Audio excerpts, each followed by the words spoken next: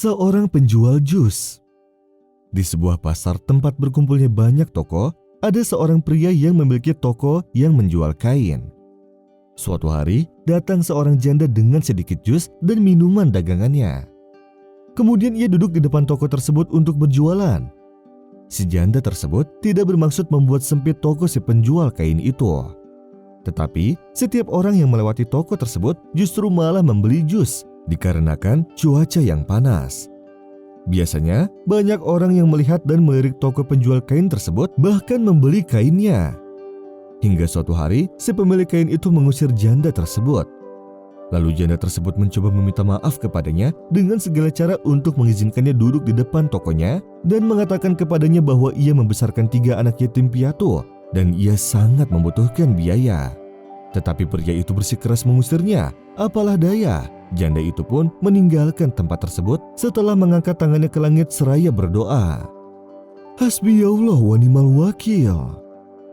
Selama sebulan, pria itu tidak satupun menjual dagangannya karena sepi pelanggan. Tak seorang pun dari pelanggannya datang untuk membeli darinya seperti waktu lalu.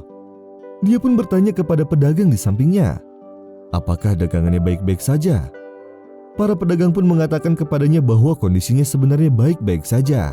Namun, ada seorang penjual kain yang berada di sisi jalan yang justru selalu mendapatkan banyak pelanggan belakangan ini. Dan semua orang datang kepadanya. Lalu pria itu pun pergi ke toko kain tersebut dan menemukan janda itu sedang duduk di sebelah toko tersebut di samping tempat kecil, sambil menjual minuman ringannya dan jus. Lalu ia pun menghampiri pemilik toko untuk menanyakan apa yang terjadi. Lalu si pemilik toko pun mengatakan kepadanya bahwa sejak datangnya janda tersebut, bisnisnya semakin membaik dan bahkan jualannya bisa dibilang yang terbaik. Bahkan keuntungannya berlipat ganda.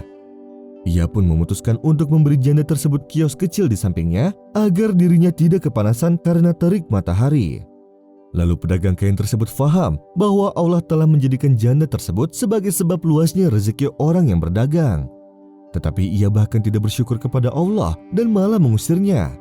Sehingga akibatnya Allah memberinya cobaan hingga penjualannya sangat sepi. Seandainya ia mengamalkan sabda Nabi, orang yang menjaga janda atau orang miskin, maka ia seperti orang mujahid, yaitu pejuang yang berjuang di jalan Allah. Maka ia akan beruntung di dunia dan di akhirat. وَمَا أَصَابَكُم مِّن مُّصِيبَةٍ فَبِمَا كَسَبَتْ أَيْدِيكُمْ وَيَعْفُو عَن كَثِيرٍ وَمَا أَنتُم بِمُعْجِزِينَ فِي الْأَرْضِ وَمَا لَكُم مِّن